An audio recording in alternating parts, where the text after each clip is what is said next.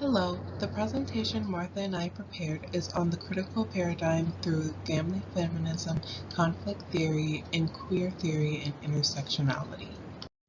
The agenda is the introduction of the critical paradigm, then followed by the three perspectives and finished with the references page. To introduce the critical paradigm, the main focus of this is inequality, power, and social change. It starts by analyzing the current status quo and um, seeing what needs to be changed and how and what is the best way to change it. Um, the acknowledgement and discussions of all types of bias systems and people and categories is also necessary in order to make the playing field more equal for the mass majority. There are three important criteria for um, the critical paradigm, and that's who's on top, to put it simply, what needs to change, and how it will be changed. And because this is fighting for equality, as long as any methodology is successful in creating a more equal system, it will be encouraged and useful. The three perspectives are family feminism, conflict theory, and queer theory and intersectionality. The main focus is to understand the family from the woman's perspective. In the textbook, it is mentioned that her past, family, friends, and even work and sexuality satisfaction is necessary in order to understand her view of the family. Now, after the growth of the feminine movement began to um, boom after 1848, there had been 3 to 4 waves of the feminist movement, each one learning from the mistakes of the previous eras. I was able to find this image to better explain the specifics of each era and each wave of the feminist movement. As we know, the woman's perspective is vital because this group is in the unequal spot. The biggest part of this theory is that the history and the past social constructs need to be discussed. The stereotypes based on women was a cycle where they are too busy in the house to go for and get an education in order to get a career or a demanding job. This is purely based on gender, and that's the problem.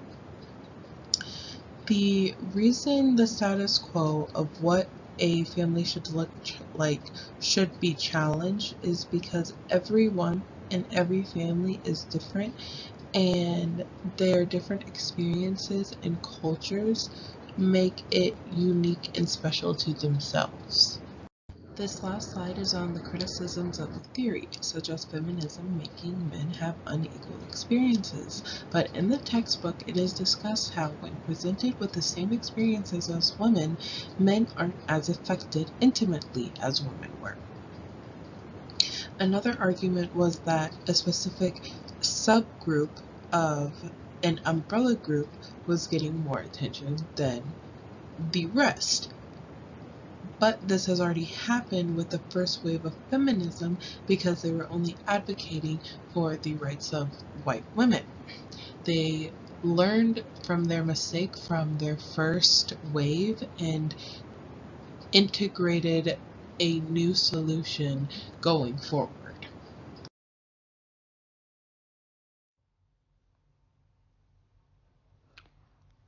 In part three, um, conflict theory influences.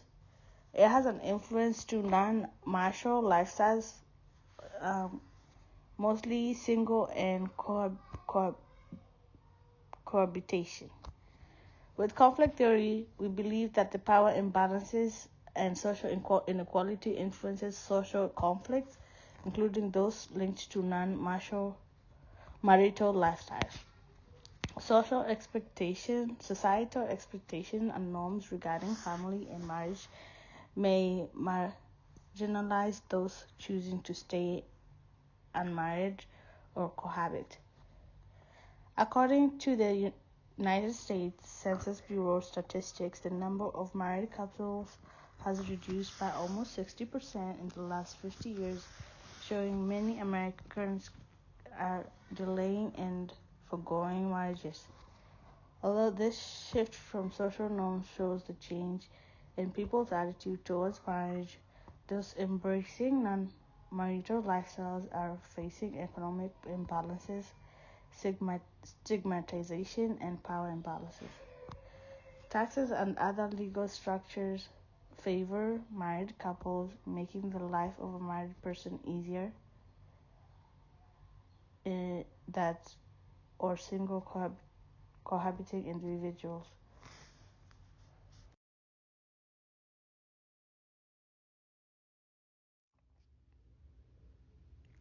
Conflict theory. Conflict theory is based on sociological perspective that society is a complex system marked by conflict and inequality. The theory at the theory looks at the conflicts and tension arising when status, power, and resources are distributed between social groups and following social challenge. The theory assumes that society has conflict and no consensus. Conflict results from the equal distribution of power and resource in society.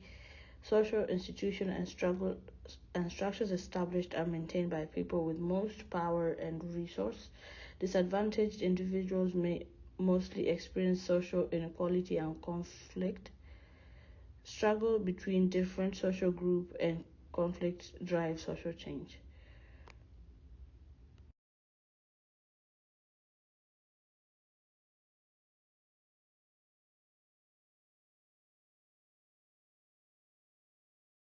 The main challenge of this theory is to change the status quo of the expected norm of relationships. The expected norm is the idea that it's one man and one woman in an ideal relationship. The increase of discussion around gender and sexuality happened in the 90s, and because of this, it stemmed from feminism, which was also growing as time went on. And the people who were trying to change the status quo realized that there were now hints of oppression that were related to intersectionality. The idea of the mixed social identifiers and how they make up different experiences for everyone is also very important to this theory, as well as family education and education in general. So that is why this norm is being challenged, in order to make sure that people are not being harmed because of how they identify themselves. Some of the other main points to this theory is the idea that spectrums do exist. There are certain things, certain environmental things that contribute to certain families having privilege over other families. And these differences in others and these differences in people's environments need to be acknowledged in order to dismantle this whole problem and to fix it. Um, Labels and expectations based on differencing identifiers, those also are trying to be destroyed, as well as acknowledging the multiple identifiers and the effect that that might have on people. Um, and the relationship of the queer theory and intersectionality as a whole is very important as well. Some of the more infamous arguments against the queer theory and intersectionality is the idea that the binary view is somewhat of a limitation. Um, Another argument is that different options for identities could cause others to be diminished, which I feel like goes back to um, education in general, to others on the topic of the queer theory and intersectionality. Another argument is that this theory could be easily weaponized in order to spin the idea of a certain type of family with different changes. However, there's no right or wrong way to have a family, and everyone's experiences are unique to themselves. There are other arguments, such as having two sides of a group of people against each other because the lack of understanding, which again goes back to education, or discussions with those who are against the theory, which also goes back to the idea of patience and educating people who aren't able to truly learn how this is being in effect to other people.